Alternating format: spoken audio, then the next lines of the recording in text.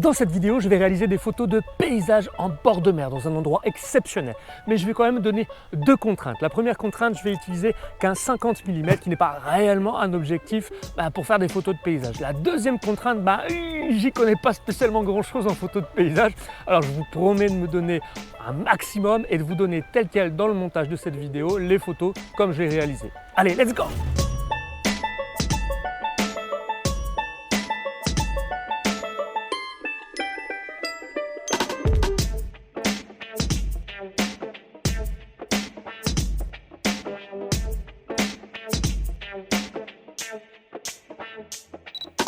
Alors vous l'aurez compris, la vidéo sera tournée en mode vlog avec une caméra embarquée, mais pour être un petit peu plus immersif avec vous et puis pour sentir et pour voir vraiment ce que je vais voir et ce que je vais sentir, je vais utiliser trois accessoires. La première, ce sera bien évidemment la caméra embarquée qui est en train de me filmer, et ensuite deux accessoires, un que je vais mettre au-dessus de ma tête et fixer la caméra, et l'autre, ce sera une fixation que je vais mettre sur mon objectif pour avoir une variation des angles comme ça. Allez, on y va, c'est parti, let's go! Préparation du matériel. Alors je vous montre à peu près à quoi je vais ressembler, c'est pas Jojo, hein.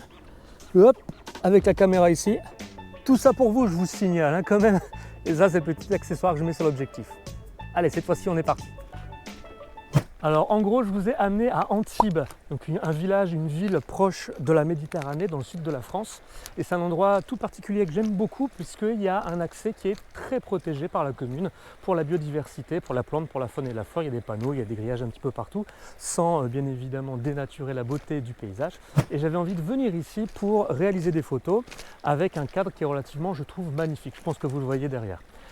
Au niveau des photos, ce que j'envisage de faire, c'est d'utiliser le contraste qu'il y a entre le soleil, la roche qui est très présente ici, donc les cailloux, la roche, etc. Donc l'eau également, et puis la végétation qu'on peut y trouver au bord de mer. Voilà, c'est comme ça que j'essaye, en tout cas que j'ai pensé faire des photos. Maintenant, on va voir ce que ça donne sur le terrain. On va essayer de réaliser notre première photo et de trouver notre premier spot, parce que je ne connais absolument pas le coin. Donc on en a juste parlé, mais en tout cas, ça envoie du pâté pour l'instant. Allez, on est parti sur le premier spot.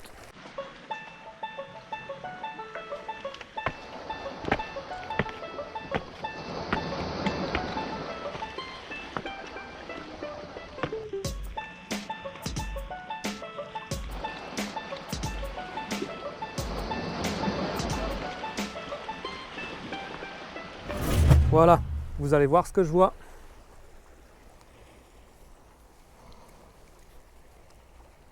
Alors, on est bien là-haut? Est-ce qu'on est bien sur ma tête?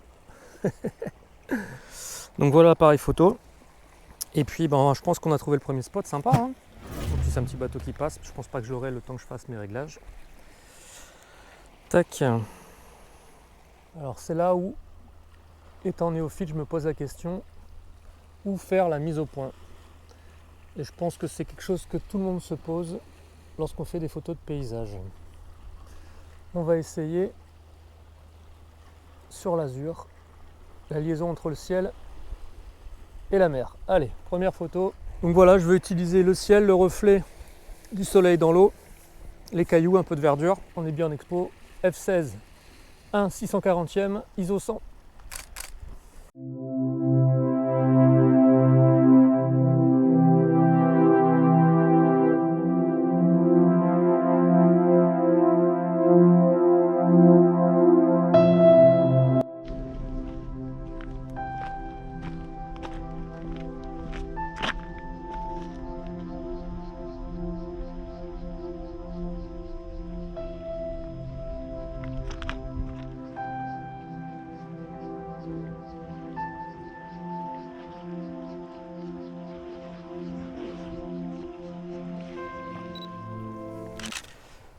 Hop là.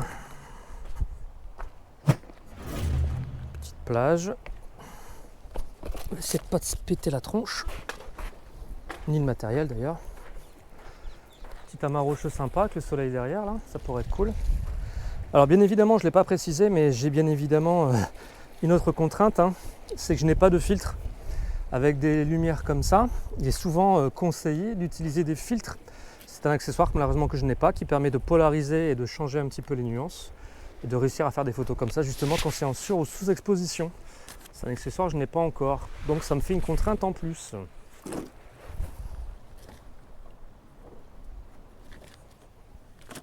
Alors, ça vous tente celle-là? Regardez ça, sympa non? J'espère que le soleil ne crame pas trop la vision que vous avez avec la caméra. Voici le spot que j'ai choisi. On va essayer de modifier tout ça au niveau des paramètres. Pour l'instant, toujours le mode A, c'est ce que je préfère parce que je veux vraiment mon F16. Tac. Et la mise au point, je vais le faire sur la première ligne de roche qu'on a là-bas. Et on va voir ce que ça donne. Déjà, si je suis en sous-exposition ou pas. Non. Allez, cliché. Alors, la ligne d'horizon, elle n'est pas droite. Donc, on va essayer de modifier ça. Pour vraiment vous donner les photos telles quelles, comme je vous l'ai promis. Cliché.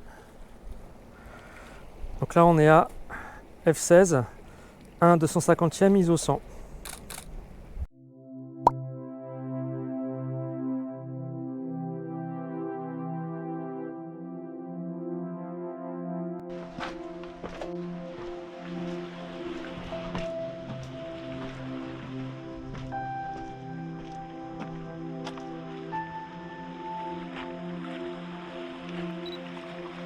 Hop là. Alors les amis, ici je vais essayer de tenter une photo à main levée. Ça m'inspire là.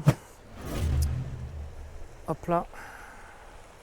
Pourquoi main levée? Parce que mon trépied ne me permet pas de mettre en verticalité. Et je voudrais en fait faire une sous-exposition avec ce reflet là. Donc voilà, je suis positionné ici. Voilà, avec ce reflet, je voudrais vraiment utiliser cette sous-exposition pour faire une espèce de photo en noir et blanc, mais qui ne le sera pas vraiment. Du coup, on va toujours faire ce paramètre là, on va voir ce que ça donne, et puis on modifiera les paramètres s'il faut. F16, 1 centième, ISO 100. C'est parti.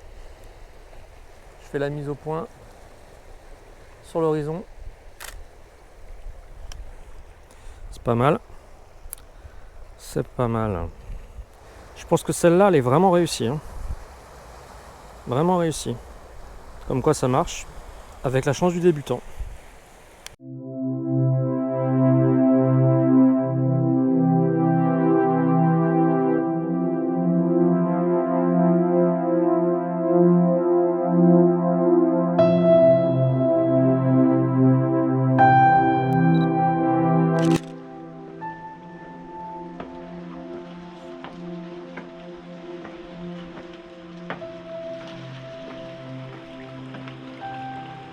Voilà, alors j'ai déjà fait pas mal de photos, je ne vous ai pas tout montré sinon la vidéo serait trop longue.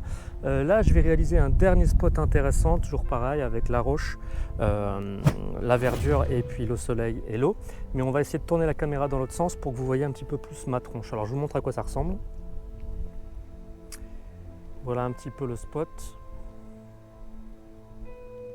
On va essayer de faire des photos voilà, dans ce cadre-là.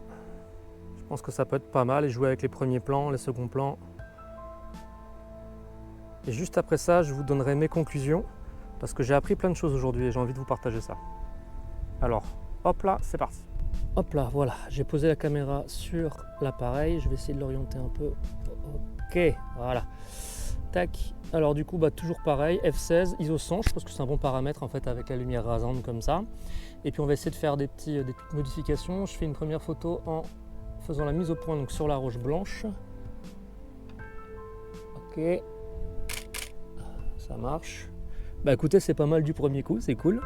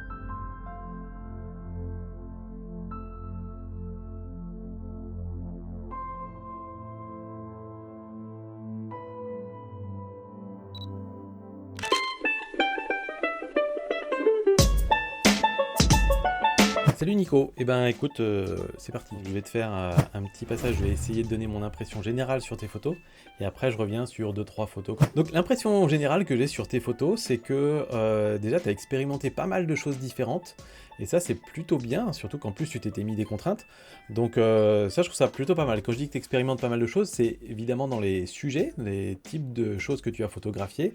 Des fois on a des grands paysages, des fois on a des photos de détails, mais ça c'est assez logique hein, qu'on expérimente comme ça, mais surtout aussi sur les angles de vue. C'est-à-dire que tu en as eu certaines où par exemple tu t'es mis accroupi, il y en a où tu as vraiment fait le focus sur le premier plan qui t'a vraiment beaucoup impacté, d'autres où le premier plan est flou pour laisser la place à l'arrière-plan. Il y en a où les équilibres des éléments dans la photo sont très différents. Tu mets pas le poids sur un équilibre ou sur un autre.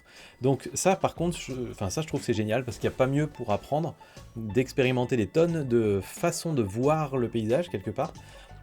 Et ensuite de déterminer ce que toi tu préfères quand tu regardes tes photos, tu as sûrement des préférences là-dedans. Donc ça c'est un très bon point. Après sur les photos que tu m'as envoyées, j'ai un petit souci, c'est qu'elles sont quasiment toutes en couleur et en noir et blanc. J'ai la version couleur et la version noir et blanc. Et du coup, je sais pas quelle était ton intention finalement. Alors peut-être que sur le moment tu savais pas si tu voulais passer en noir et blanc. Et ça c'est normal, on ne le sait pas forcément toujours à la prise de vue. Mais j'aurais bien aimé qu'au minimum, qu'après le post-traitement, tu choisisses et que tu te dises « Ok, cette photo-là, je la veux en noir et blanc, cette photo-là, je la veux en couleur. » Donc voilà, si je te montre par exemple cette photo ici, donc celle-là a tout son sens en noir et blanc et tu l'as choisie telle quelle, donc ça c'est cool. Mais il y en a d'autres où tu m'as mis noir et blanc et couleur et j'aurais aimé que tu choisisses. On va commencer par une photo que j'aime un petit peu moins du coup.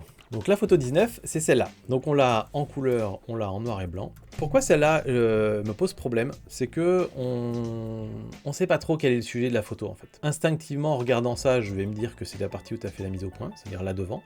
Mais du coup, si c'est ce rocher-là qui est le sujet de ta photo, ton sujet, il occupe une place toute petite dans la photo. Il y a une masse énorme de mer et une masse énorme de ciel derrière. Donc ça fait quand même beaucoup d'espace perdu. Et c'est même, ici, il n'y a même pas de notion d'espace négatif. Il y a d'autres photos où je vois que tu as tenté de faire de l'espace négatif. Mais là, c'est pas le cas en fait. Ça n'apporte pas grand chose à l'image, ça n'évoque rien de plus. Donc pour moi, sur cette photo-là, elle est un peu ratée parce qu'il y aurait probablement fallu peut-être focaliser plus sur le rocher. Peut-être parfois ne pas mettre le ciel. Ça peut être ça peut être une bonne solution des fois. Mais jouer probablement sur le contraste de texture entre le rocher là et la mer qui est toute douce derrière et en plus un petit peu en flou d'arrière-plan. Après noir et blanc ou couleur, ça dépend ce que tu préfères, si c'est la lumière qui t'a attiré ou la texture. Si c'est la texture, en général, tu t'en sors un peu mieux avec le noir et blanc. Je te prends une autre photo qui, elle, pour le coup, je trouvais bien mieux réussie, dans le même genre. C'est là que c'est intéressant justement, c'est que sur des photos un peu similaires, c'est celle-là. Déjà j'aime beaucoup ton post-traitement des couleurs, très doux, ça va très bien avec la grande ouverture que tu as utilisée et les paysages que tu photographies, donc voilà, le post-traitement assez doux, assez peu contrasté, j'aime bien, dans ce cas-là en tout cas. Et ici il y a plusieurs choses qui me plaisent, et notamment en l'aspect composition, c'est-à-dire l'équilibre des éléments dans une photo. Et ça, l'équilibre des éléments, il est primordial en paysage, surtout quand on n'a pas un sujet qui écrase tout le reste. Et c'est le cas ici. C'est pas une photo où le sujet c'est le soleil, ou bien le sujet c'est le rocher. Et donc tu as le soleil qui est positionné vraiment dans un bon gros quart, on va dire, en haut à gauche. Là, le soleil plus son reflet prend une vraie bonne place. Et tu as le rocher ici qui vient répondre, qui est là où tu as fait la mise au point. Et ça vient donc créer un équilibre entre les deux. Okay, on a deux gros éléments qui se répondent, qui sont positionnés de façon un petit peu complémentaire sur la photo. Et ça, c'est hyper important. Et ensuite, tu as en plus des petits éléments qui viennent renforcer ça. Tu as donc la branche ici, la branche d'arbre qui va amener vers le rocher. Donc ce qui est intéressant, c'est qu'il y a un chemin dans la photo. On va généralement être attiré par la lumière au début. Donc on va regarder là, on va descendre, on va voir le reflet. On se heurte à une ligne, donc on va prendre vers la droite. On arrive sur le rocher ici. Et on peut même aller faire un petit tour sur le petit bateau qui est là-bas. Enfin, je pense que c'est un gros bateau, mais on peut faire un petit détour là-bas.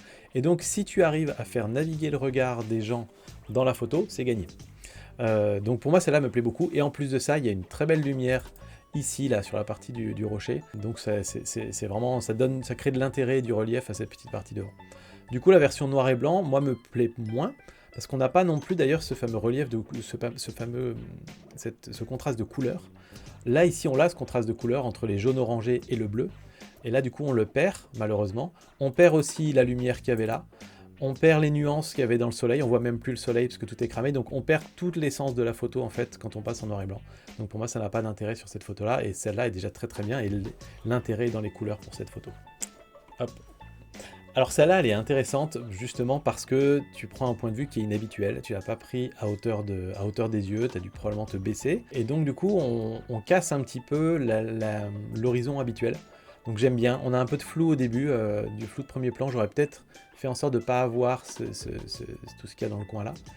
Et on a des lignes directrices qui nous amènent vers le fond de la photo. Le ciel est peut-être un peu imposant dans cette photo là. J'aime bien la version noir et blanc, parce que la version noir et blanc attire sur la texture qu'il y a au bout. On est beaucoup plus focalisé sur la texture que dans la version couleur. Donc je pense que la version noir et blanc, qui se focalise plus sur les lumières, les ombres et les textures, est peut-être un petit peu plus intéressante sur cette image là. Sur cette photo-là, je voudrais parler un petit peu d'espace négatif. Alors, je pense à peu près comprendre ce qui s'est passé à cette prise de vue. C'est que tu voulais prendre en photo un très beau coucher de soleil. Très bien, un bon sujet, bonne idée. Il y avait probablement des gens sur la plage qui te gênaient devant. Là, je vois qu'il y a des bouées, donc il y a peut-être des gens qui se baignent, des têtes de gens qui sont en dessous. Donc tu te dis, je vais prendre juste au-dessus d'eux. Et du coup, ça te fait ton cadrage. Tu veux avoir les buissons ici ou les arbres en ombre chinoise, mais tu veux aussi avoir les montagnes à l'horizon. Donc tu essaies d'inclure tout ça dans la photo et tu es obligé de faire une photo super large. Il n'y a pas de mal à ça. Pour moi, le problème, il est plutôt sur la hauteur, en fait. C'est-à-dire que l'oiseau, il est bien. Alors, ça aurait été mieux s'il était plutôt en haut à gauche, pour le coup, pour justement recréer cet équilibre de composition entre l'élément qui est en bas à droite et l'élément qui serait en haut à gauche. Et surtout, maintenant, on a un énorme ciel qui ne sert à rien, qui apporte rien à la photo. Et on n'est pas dans un cas où l'espace négatif apporte quelque chose à l'histoire. C'est pas un cas où tu veux montrer quelque chose qui est tout petit par rapport à l'immensité du ciel, par exemple, quelque chose comme ça, c'est pas le cas. Donc en fait, ce ciel ne sert pas dans cette photo. Donc pour moi, tu as deux options ici. Soit tu fais vraiment un panorama, et puis tant pis pour l'oiseau, tu fais un panorama sur tout ce qui est en bas. Soit tu fais une photo quasiment, même complètement verticale, en oubliant un peu les montagnes qu'il y a sur le côté. En coupant vraiment là et en prenant toute la partie droite. Et du coup, tu te retrouves avec le soleil en bas à gauche et l'oiseau en haut à droite. Et ça vient équilibrer un petit peu. Donc sur ce type de photo-là, en fait, c'est un défaut qu'on a un petit peu au début en faisant les photos de paysage. C'est que souvent, on n'arrive pas à analyser ce qui nous plaît dans un paysage. Et donc, on essaie de tout mettre. Et là, c'est un cas où il faut faire des choix. Il faut choisir si ce que tu veux mettre en avant, c'est plus le soleil et l'oiseau, ou le soleil et les montagnes, ou la mer et le ciel. Mais tu peux pas dire je veux tout. Je veux l'oiseau, les arbres, le soleil, la mer, les montagnes. Parce que du coup, ça fait trop d'informations et du coup, l'histoire n'est pas hyper claire et la photo n'est pas facile à lire. Et en plus de ça, là, dans le cas présent, tu as un grand ciel bleu qui ne sert pas à grand chose. Voilà, bah écoute, j'espère que ça t'aura plu, cette petit retour sur tes photos. Mais en tout cas, bravo pour l'exercice. Et moi, je trouve que pour une première sortie photo paysage, en plus avec des contraintes comme tu t'es mise, c'est plutôt pas mal et très prometteur. Donc voilà, hâte de voir ce que tu viens de faire pour la suite. Donc merci d'avoir regardé jusqu'au bout, je vous remercie infiniment. N'hésitez pas à mettre un petit pouce bleu, vous abonner si c'est la première fois que vous venez ici. Et puis je vous dis à très très bientôt. La nature vous remercie, Nicolas Faune vous remercie. Et puis le Cap d'Antibes vous remercie. Allez, ciao!